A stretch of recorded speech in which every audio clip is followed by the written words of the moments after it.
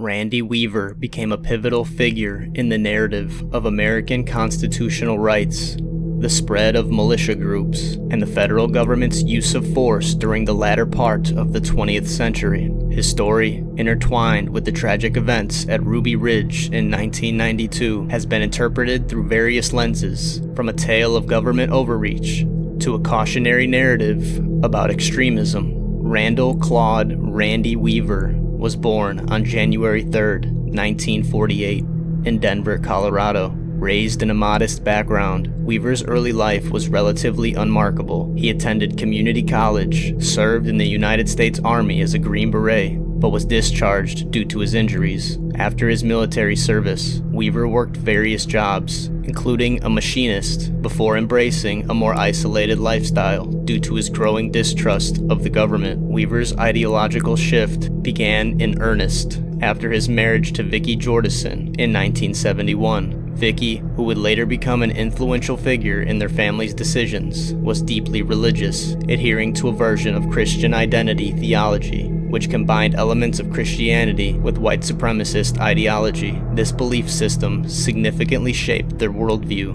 leading them towards a separatist lifestyle.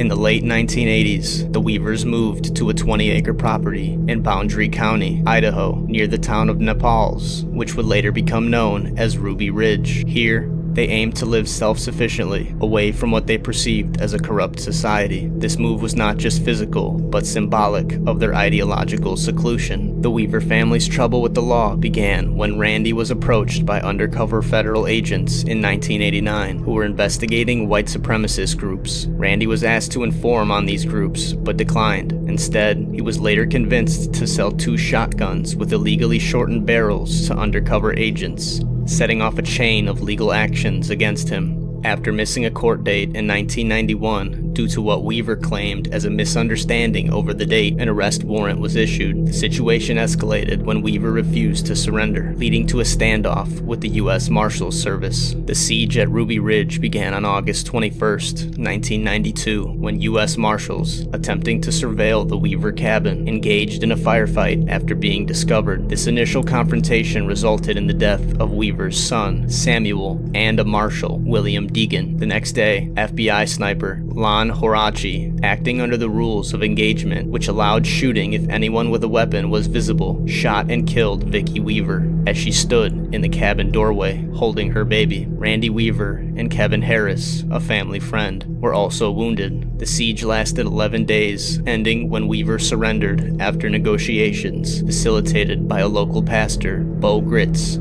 The Ruby Ridge incident sparked national outrage over the tactics used by federal law enforcement. Investigations followed, revealing significant procedural oversights by the FBI, particularly around the rules of engagement. Randy Weaver was acquitted of all charges except for the original failure to appear in court, for which he served 16 months in jail and was fined. The fallout included civil lawsuits against the government, which were settled for $3.1 million. The incident also led to changes in federal procedures for handling standoffs and influenced the creation of the FBI's Critical Incident Response Group. Randy Weaver's life post-Ruby Ridge was marked by continued advocacy for gun rights, privacy, and against government outreach. He became an icon for many in the militia movement and those suspicious of federal authority. The event at Ruby Ridge has been cited alongside Waco as catalysts for the growth of anti-government sentiment, influencing events like the Oklahoma City bombing in 1995. Weaver also expressed regrets, particularly about allowing his family to be caught up in such violent circumstances. His later years were quieter, with Randy occasionally speaking out on issues, but largely retreated from public life. Randy Weaver's story is a complex tapestry woven with threads of personal belief, systematic failures, and the broader socio-political climate of America in the late 20th century. Ruby Ridge stands as a somber reminder of the potential consequences of ideological rigidity, government missteps, and the tragic human cost of such conflicts. Weaver's life, marked by tragedy, has left an indelible mark